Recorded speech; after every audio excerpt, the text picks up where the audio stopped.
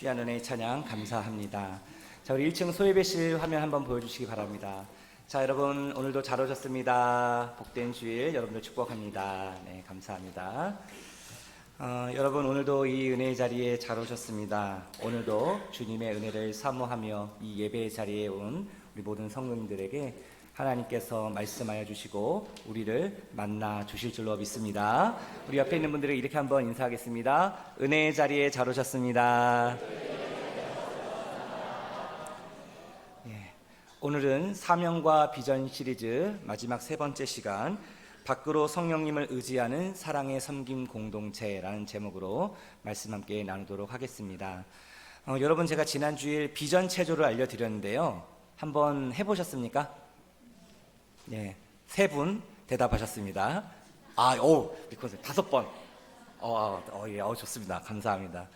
저도 이제 목양실에서 매일은 아니지만 지난주도 한 3-4번 한 것 같은데요, 거울 앞에 서서 하나님이 우리에게 주신 그 사명과 비전을 입술로 선포하고 또 몸으로 운동하면서 머리로 기억하고 마음에 새기고 몸으로 익히니까 참 좋더라고요. 그래서 여러분들도 이렇게 한번 해보시면 좋을 것 같습니다. 아마 대다수 많은 분들은 안 하셨을 거라고 제가 확신하고 오늘 이 시간에 한번 복습해 보도록 하겠습니다. 복습만이 살 길입니다.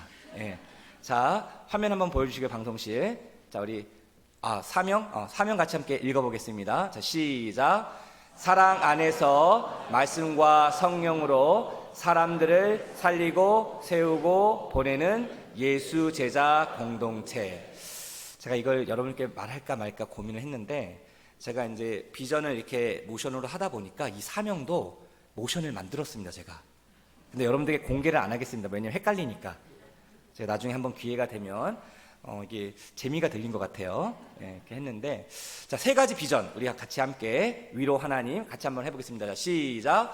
위로 하나님을 경배하는 기쁨의 예배 공동체, 안으로 예수님을 닮아가는 거룩한 제자 공동체, 밖으로 성령님을 의지하는 사랑의 섬김 공동체. 잘하셨습니다. 점점 더 잘하시는 것 같아요. 부드럽게, 자연스럽게. 좋습니다. 제가 이렇게 우리 교회 지나가다가 갑자기 어느 우리 성도님 한번 붙잡고 성도님 한번 3대 비전 한번 해봅시다, 그럴 수도 있어요. 네, 긴장의 끈을 놓지 마시고, 제가 언제 누구한테 이렇게 갈지 모르겠습니다. 하나님께서 우리 교회에 주신 이 사명과 비전대로 우리가 성삼위 하나님을 경배하고 닮아가고 의지할 때 우리로 하여금 기쁨의 예배자가 되게 하시고 거룩한 주의 제자가 되게 하시며 사랑의 섬김 공동체로 우리를 사용하여 주실 줄로 믿습니다. 그래서 우리 대민교회가 이 시대에 하나님이 귀하게 사용하시는 대민행전의 역사와 부흥을 이루는 주인공이 될 수 있게 되기를 간절히 소망합니다. 옆에 있는 분들에게 이런 의미에서 한번 이렇게 축복했으면 좋겠습니다. 대민행전의 부흥을 함께 이루어 갑시다.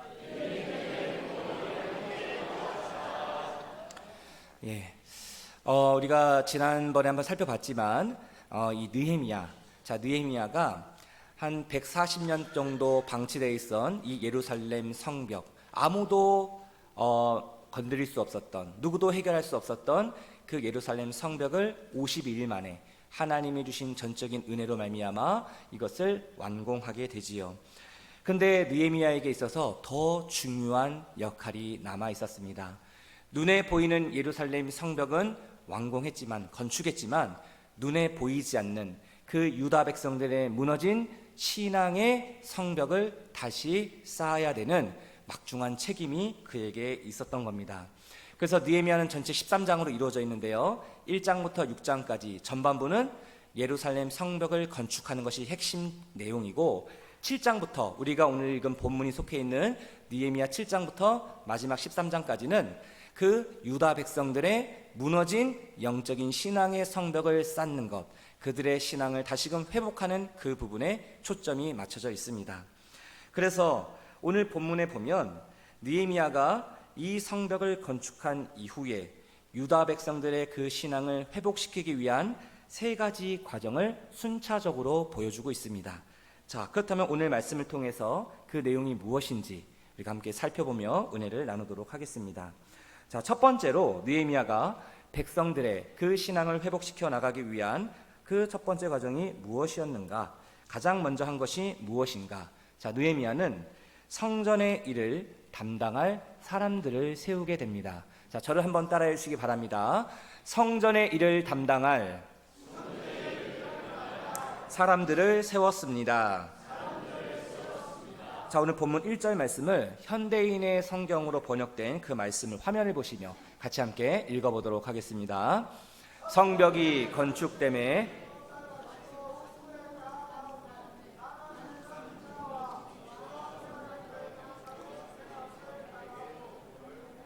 네, 자, 여기 보시면 느헤미야가 성벽 건축 공사가 끝나자마자 제일 먼저 한 일이 있습니다. 제일 먼저 했다라는 것은 가장 중요한 일이었다는 것이죠. 여기서 세 사람을 뽑습니다. 자, 사람을 세우는데요. 여기 보면은 성전 문지기, 성가대원, 레위 사람들을 세워서 그들에게 업무를 주었다라고 1절은 기록하고 있습니다. 여러분, 이 세 사람의 공통점이 무엇입니까? 성전에 관련된 일을 하고 있는 사람입니다. 다시 말하면 이거를 오늘날로 적용을 해보면 이런 겁니다. 우리 교회로 따지면 교회의 안내와 봉사위원들을 세운 겁니다. 예배위원들을 세운 겁니다. 그리고 우리 할렐루야 찬양대처럼 찬양대를 세운 겁니다. 그래서 하나님의 성전 예배가 예배될 수 있도록, 올바르게 하나님 앞에 예배드릴 수 있도록 그런 조직과 시스템을 갖추기 시작했다는 것이죠. 여기서 우리가 볼 수 있는 것은 무엇입니까? 느헤미야에게 있어서 가장 삶의 최우선 과제가 무엇이었는가? 예루살렘 성벽을 쌓는 것이 아니었습니다. 왜 예루살렘 성벽을 쌓았는가? 바로 성전 예배를 회복하기 위하였다는 거예요. 이것이 가장 중요했다는 거예요. 눈에 보이는 성벽을 쌓기 전에 눈에 보이지 않는 이 유다 백성들의 무너진 그들의 신앙과 삶의 성벽을 다시 쌓고 싶은 그런 열망과 그 비전이 느헤미야에게 있었다는 겁니다. 1차 바벨론 포로 귀환 때, 여러분, 그 바벨론 포로 70년 그 세월이 끝나고 하나님께서 약속하신 것처럼 그 바사의 고레스 왕의 명령에 의해서 그 바벨론의 포로로 끌려와 있던 유다 백성들이 세 차례에 걸쳐서 이 예루살렘으로 돌아오게 됩니다. 1차, 2차, 3차.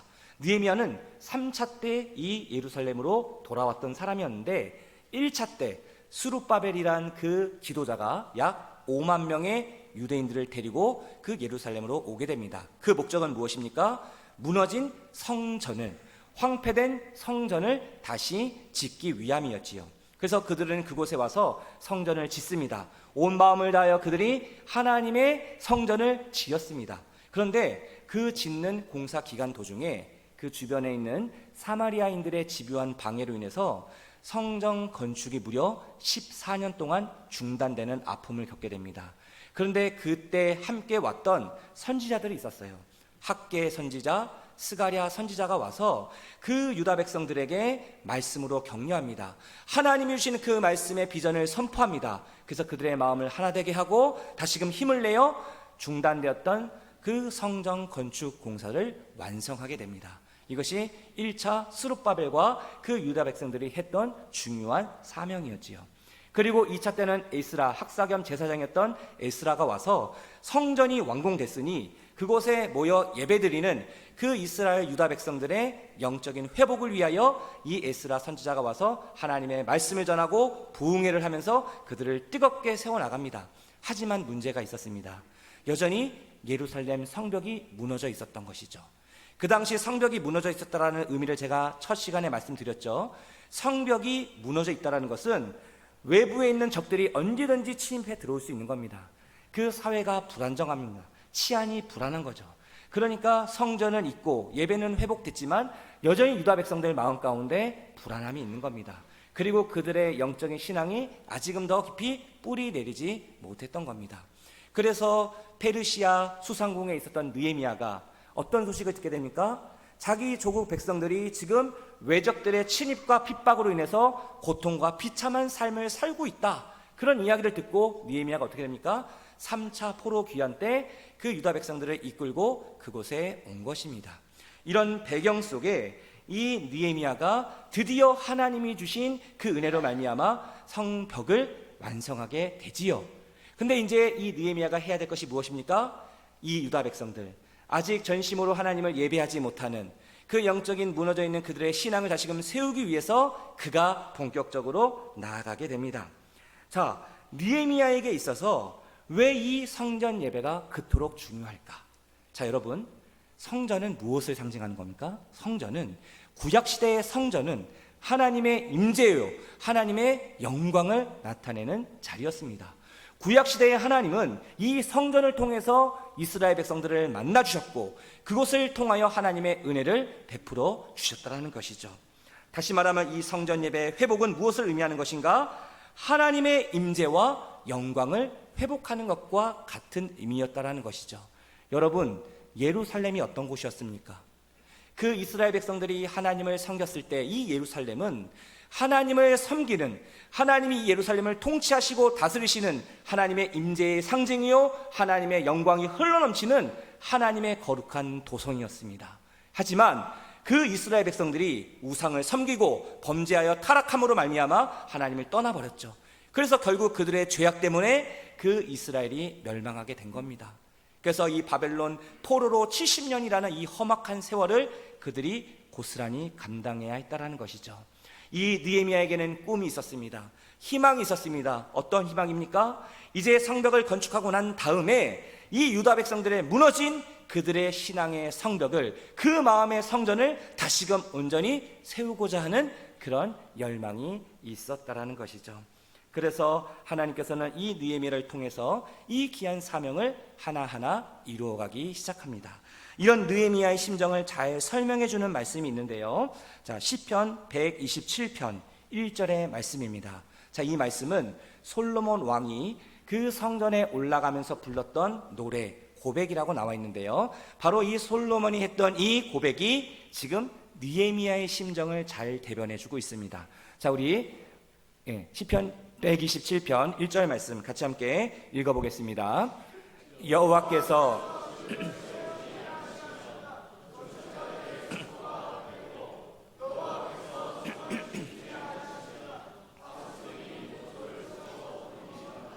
아멘. 자, 여기에서 이 말씀의 핵심이 뭡니까? 하나님께서 집이든 성이든 그곳에 함께 하시지 않으면 어떤 사람의 수고도 헛된 것이다. 하나님이 그곳에 계셔야만, 하나님이 집에 성에 계셔야만, 임재하셔야만 우리가 흘리는 땀도 수고도 노력도 의미가 있는 것이다. 이것을 얘기하고 있는 겁니다. 여러분, 아무리 예루살렘 성벽을 견고하게 세워도, 그리고 안전한 사회를 이루어도, 군사력을 키우고 나라를 부강하게 해도 이 예루살렘에 하나님이 함께 하시지 않으면 이 모든 것이 다 헛된 것이다, 아무런 의미 없는 것이다 라고 이야기하는 것이죠. 여러분, 성경을 보십시오. 난공불래의 요새와가 섰던 그 가나안의 여리고성을 어떻게 이스라엘 백성들이 무너뜨릴 수 있었습니까? 출애굽했던 이스라엘 백성들이 어떻게 그 앞에 턱하니 가로막혀 있는 그 홍해를 건널 수 있었습니까? 하나님께서 그들과 함께 하셨기 때문에 가능한 것입니다. 하나님께서 이스라엘 백성들과 함께 하셨기에 눈에 보이는 그 견고한 여리고성을 무너뜨릴 수 있었고 그들을 가로막고 있는 그 홍해를 그들이 건너갈 수 있었다는 것이죠. 모든 전쟁의 승패는 어디에 달려 있는가? 사람이 하는 모든 지식과 경험과 그 힘과 능력이 아니라 만왕의 왕신 하나님이 나와 함께하고 계시는가? 그 하나님의 뜻대로 내가 순종하며 나아가고 있는가? 바로 이것이 그 전쟁의 승피의 비결이었다는 것이죠. 사랑하는 성도 여러분, 그렇다고 해서 우리가 해야 될 것을 소홀히 하자는 것이 아닙니다. 우리의 삶에 주어진 자리에서 우리는 열심히 땀 흘리며 성실하게 우리의 인생의 성벽들을 쌓아 나가야 합니다. 건강의 성벽, 지식의 성벽, 물질의 성벽, 관계의 성벽들을 우리는 쌓아 나가야 합니다. 그런데 중요한 것이 있습니다.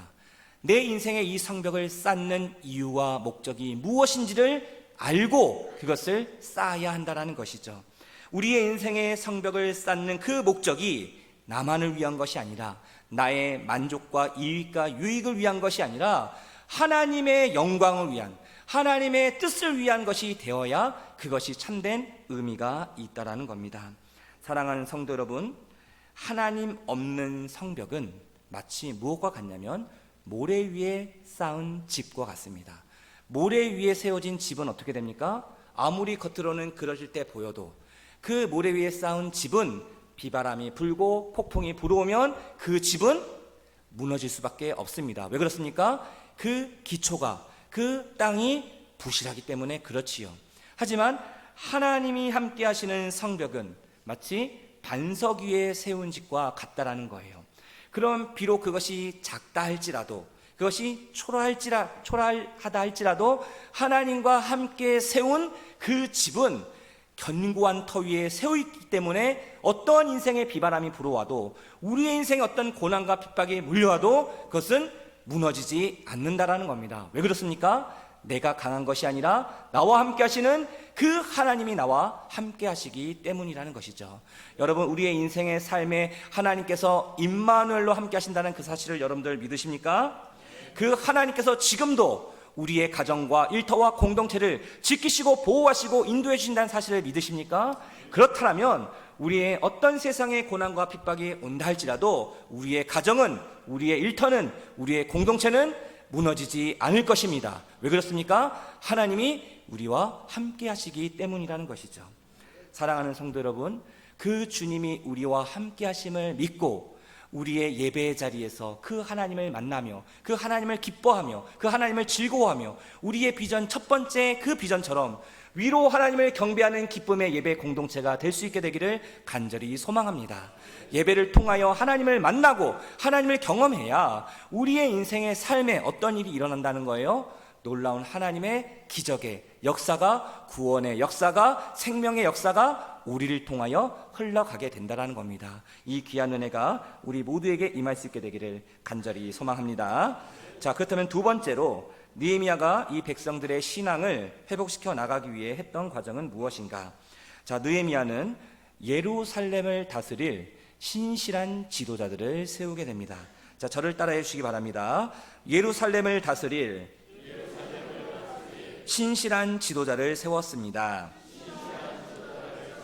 자, 두 사람을 세우는데요. 그 두 사람이 누구인가? 자, 오늘 본문 2절 말씀 같이 함께 읽어보도록 하겠습니다. 내 아우 하나니와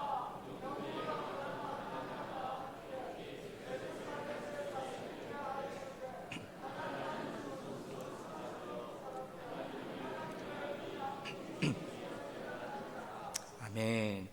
여러분, 느헤미야가 성벽을 건축한 이후에 가장 먼저 한 것은 그 성전 예배를 도울 사람을 세운 거예요. 그의 인생의 삶의 최우선 순위가 성전 예배였기 때문에 그렇습니다. 자, 이것을 한 다음에 그 다음에 두 번째로 한 게 뭐예요? 사람을 또 세우는데 이번에는 성전이 아니라 예루살렘 전체를 통치하고 다스릴 지도자를 세우는 겁니다. 어떤 사람을 지도자로 세워야 되는가? 이것이 너무 중요했겠죠. 자, 이 느헤미야는 하나님 앞에 믿음직스럽고 충성된 신실한 두 사람을 세우게 됩니다. 한 사람은 자기 동생이었던, 친동생이었던 하나니, 또 한 사람은 영문의 관원이라고 여기 기록되어 있는데, 그 당시 예루살렘 성벽이 완성되지 않았습니까? 근데 그 긴 성벽 중간중간에 망대가 있었습니다. 망대는 영어로 타워인데요, 이 적들이 오는 것을 관찰하고 또 수비하고 공격할 수 있는 그런 망대가 중간중간에 있었습니다. 그 망대를 지키는 파수꾼들이 있었는데, 바로 이 영문의 관원 하나냐는 누구냐면 이 파수꾼들을 총괄하고 지휘하는 그런 지도자였다라는 거예요. 아마 느헤미야가 유심히 봤겠죠. 성벽을 건축하면서 이 하나냐가 하는 모습을 보았을 겁니다.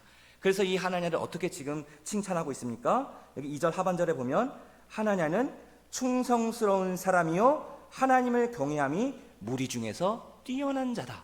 거기에 있었던 많은 신실한, 많은 하나님을 믿는 사람들이 있었을 겁니다. 그 중에서도 하나님을 경외함이, 그 믿음이 탁월했다는 거예요. 많은 사람들에게 본이 될 정도로 귀감이 되었던 자가 바로 하나냐였다는 겁니다. 이처럼 느헤미야는 이 예루살렘을 다스릴 지도자를 세우는데 어떤 기준을 세우는가? 하나님 앞에 신실한 지도자를 세우게 됩니다. 신실하다는 것은 어떤 뜻입니까? 신실하다는 것은 믿음직스럽고 충성스럽고 나아간 그런 성실한 사람을 일컫는 말이죠. 하나님 앞에 신실했던 이 두 사람을 느헤미야는 세워서 그 예루살렘을 다스리게 됩니다. 사랑하는 성도 여러분, 이 느헤미야가 세운 이 신실한 두 지도자를 통해서 하나님의 나라를, 그 예루살렘을 하나님의 도성으로 이루어가는 그 일에 사용했던 것처럼 지금도 하나님은 어떠한 자들을 사용하는가? 우리의 가정과 우리의 일터와 우리가 살고 있는 이 지역, 이 도시, 이 나라, 이 민족 가운데 하나님 앞에 믿음직스럽고 충성스러운 그 신실한 지도자들을 하나님은 찾고 계신다라는 거예요. 그래서 그런 사람을 통해서 하나님의 나라를 이루어 간다는 것이죠. 많이도 필요 없습니다. 딱 두 사람이면 충분했습니다. 하나님 앞에 신실했던 그 지도자들. 그래서 이 느헤미야는 이 두 지도자들에게 어떤 명령을 내립니까? 자, 오늘 3절 말씀에 보면 아주 구체적으로 그들이 해야 될 그런 역할들을 주게 되는데요. 자, 오늘 본문 3절 말씀을 같이 함께 읽어보도록 하겠습니다. 내가 그들에게 이르기를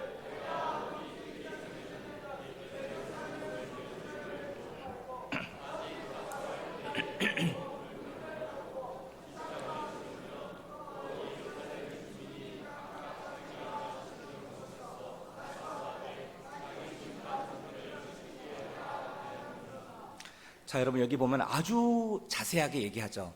매일마다 언제 성문을 열고 닫아야 하는지, 그리고 성벽을 어떻게 지켜야 하는지, 또 이 유다 백성들이 어떤 역할을 해야 되는지 그것을 하나하나 세심하게 지침을 주고 명령을 내리는 그 느헤미야의 모습을 볼 수 있습니다. 여러분, 이런 말이 있습니다. 인사가 만사다라는 말 들어보셨죠? 이것이 무슨 뜻입니까? 사람을 잘 세우는 것이 모든 일을 푸는 첫 열쇠라는 거예요. 사람을 잘 세우면 모든 일들이 잘 풀리게 된다는 겁니다. 우리도 지금까지 그런 경험을 해봐서 압니다. 사람 하나 잘못 들어오면 어떻게 됩니까? 평안했던 그 곳도 분란이 일어나고 갈등이 일어납니다. 하지만 힘들고 어려웠던 곳도 사람 하나가 잘 들어오면 어떻게 됩니까? 그곳에 평화가 임하고 그곳에 놀라운 회복의 은혜가 임하게 된다는 것이죠. 저는 오늘 이 말씀을 준비하면서 하나님 앞에 이런 꿈과 소망을 품고 기도했습니다.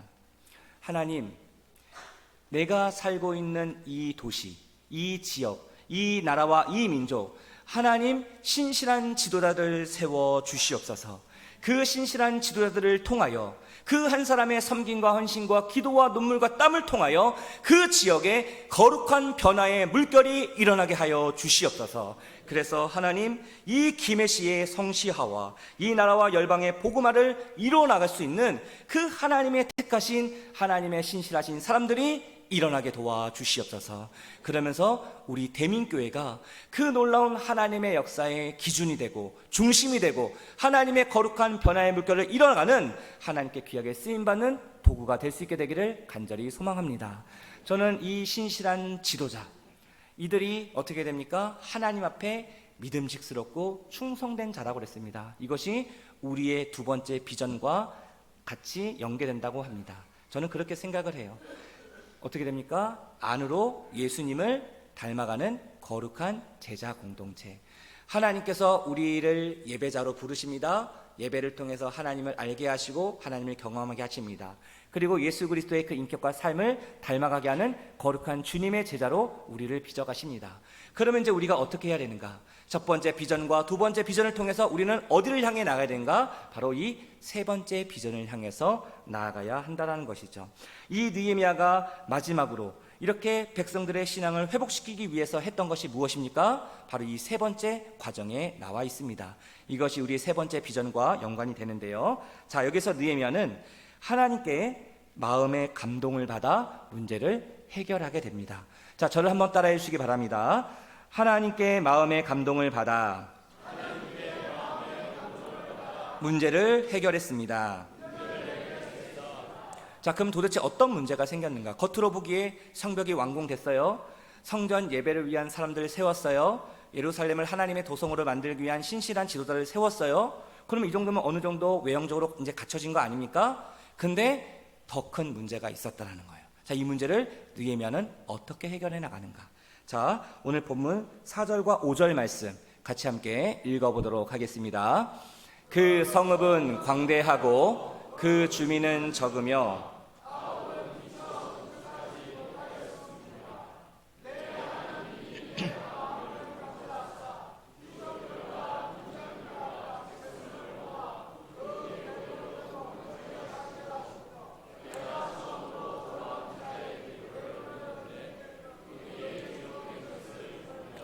자, 여러분, 지금 이게 어떤 상황이냐면, 자, 4절에 보면 이렇게 기록되어 있습니다. 그 성읍은 광대하고, 지금 예루살렘 성읍은 크다는 거예요. 넓다는 거예요. 근데 문제가 뭐예요? 거기에 보니까 그 안에 있는 주민은 적었다라는 거예요. 예루살렘 성 안에 거주하며 사는 백성들이 별로 없었다라는 거예요. 자, 이것이 왜 그랬는가? 제가 앞서 말씀드렸지만 느헤미야는 지금 3차 포로 귀환 때 왔던 사람이라고 했습니다. 그럼 이 앞서 1차, 2차 때 왔던 사람들이 있을 거 아닙니까? 유다 백성들이 있을 거 아니에요? 근데 여전히 그 당시에는 예루살렘 성벽이 다 무너져 있는 상황이에요. 예루살렘 성 안에 치안과 이 모든 것이 불안했던 상황이었어요. 그러니까 이 포로 귀환에서 왔던 유다 백성들이 어디에 살았는가? 예루살렘 성 안에 사는 것이 아니라 다 바깥에 뿔뿔이 흩어져 살았다는 거예요. 느헤미야가 이거를 언제 알았을까요?